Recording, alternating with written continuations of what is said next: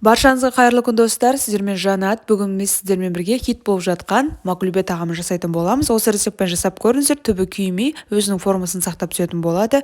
Және де видеоны өткізбей міндетті түрде соңына дейін дұрыстап қарап, каналыма тіркеліп, жанына тұрған қоңырауша белгісін басуды ұмытпаңыздар. Біздің макулебе тағамымызды жасау үшін ең алдымен картопымызды, сәбізімізді аршып, жақсылап жуып аламыз да, видеодағыдай дөңгелек қылып, жіңішке қылып турап аламыз.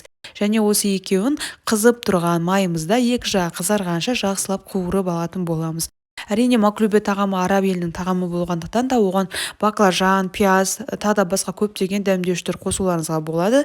Немесе мен сияқты үйдегі бар заттармен тырыссаңыз дәмді болып шығады. Және бәрі қуырылып біткеннен кейін соңынан 2 стакан күрішімізді жақсылап жуып, қызып тұрған майымызға салып, аздаған куркумамызды және шайғастың жартысындай қылып тұзымызды қосып, жақсылап араластырамыз да, аздаған ғана осы күріштің бойымен бірдей болатындай қылып қана жылы суымызды құйып алатын боламыз. Куркуманы қосуымыздың себебі біздің күрішіміз әдемі бір цветте пайда болуы үшін.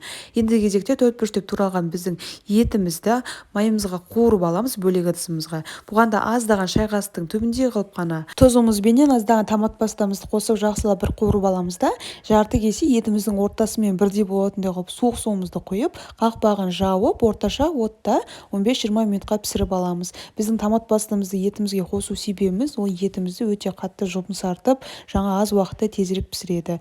Енді аударатын бөлек қазанымызға, таза қазанымыздың ішіне видеодағыдай ештеңе майламайсыздар. Ең алдымен сәбіз немесе егер сіздерде пияз қосатын болсаңыздар, пиязымызды, одан кейін етімізді, картопымызды қуырылған және де күрішімізді қосып, барлығын нығыздап, жаңа үстінен басу арқылы аздаған тұз бен суымызды қосып, тағы да баяу отта 10 минутқа ғана пісіріп аламыз, қақпағын жауып.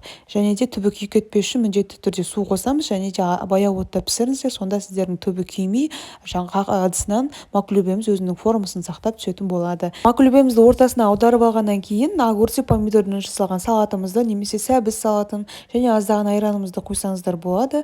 Міне біздің өте дәмді, әрі сочный болып, барлығы жері пісетін, дәмді болып шығатын макулебеміз дайын болып шықты. Макулебе тек қана бір белгілі бір заттардан ғана жасалмайды. Былайша айтқан кезде бізде палау деп айтуға болады. Бұл араб елінің ұлттық тағамдарының бірі. Міндетті түрде каналыма тіркеліп, жанында тұрған қоңырауша белгісін басып кетуді ұмытпаңыздар. Ас болсын.